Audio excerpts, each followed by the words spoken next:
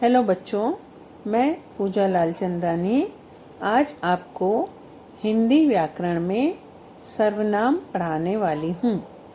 सर्वनाम का अर्थ है सबका नाम। जैसे पता चलता है इसके नाम से, सर्व यानी सबका और नाम यानी नाम। अब इसे समझने के लिए आपको एक बार संज्ञा को थोड़ा सा रिवाइज करना पड़ेगा। संज्ञा जब मैंने आपको पढ़ाया था उसमें क्या बताया था? संज्ञा की परिभाषा, नाम वाले शब्दों को संज्ञा कहते हैं। जैसे किसी व्यक्ति, वस्तु, स्थान या भाव के नाम को संज्ञा कहते हैं। किंतु संज्ञा शब्द का बार बार प्रयोग नहीं किया जाता। एक ही वाक्य में अगर एक व्यक्ति के बारे में बात की जा रही हो तो उस जगह पर जिस शब्द का प्रयोग किया जाता है उसे सर्वनाम कहते हैं। सही मायने में अगर सर्वनाम की परिभाषा कही जाए तो संज्ञा के स्थान पर आने वाले शब्दों को सर्वनाम कहते हैं, या संज्ञा के स्थान पर जिन शब्दों का प्रयोग हम करते हैं उन शब्दों को सर्वनाम कहते हैं।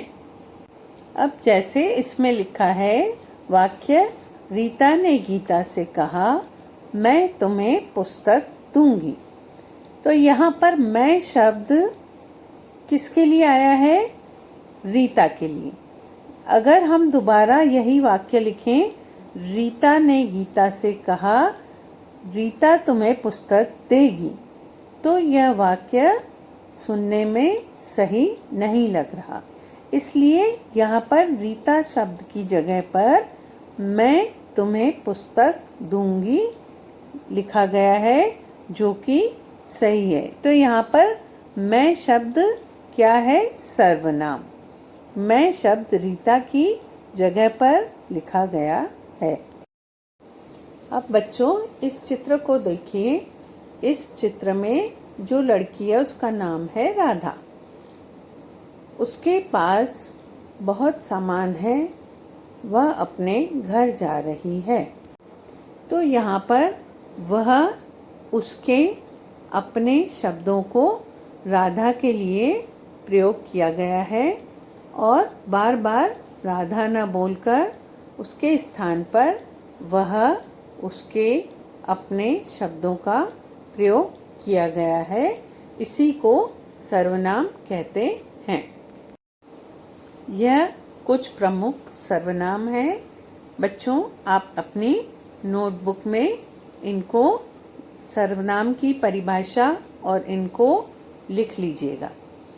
जैसे मैं, तुम, हम, आप, वह, वे, उसका, उसकी, उसे, मेरा, मुझे, हमने, हमारा, तुम्हारे, आपके, आपसे, यह, ये आदि। बच्चों आपको अब सर्वनाम समझ आ गया होगा। अब ये वर्कशीट है, इसको आपको अपनी नोटबुक में नोट डाउन करके करना कैसे है? सर्वनाम शब्दों को रेखांकित कीजिए। इस वर्कशीट में हर वाक्य में जो शब्द सर्वनाम है उसके नीचे आपको अंडरलाइन करना है। जैसे पहला है मेरा घर पास ही है, तो इसमें सर्वनाम शब्द क्या है? मेरा। अब ये दूसरी वर्कशीट है, इसमें आपको ब्रैकेट में से जो शब्द या जो सर्वनाम सही है उसे लिखना है। ठीक है बच्चों, आपको समझ आ गया होगा। अब इसे अपनी नोटबुक में अच्छे से नोट डाउन करिए और लर्न कीजिए।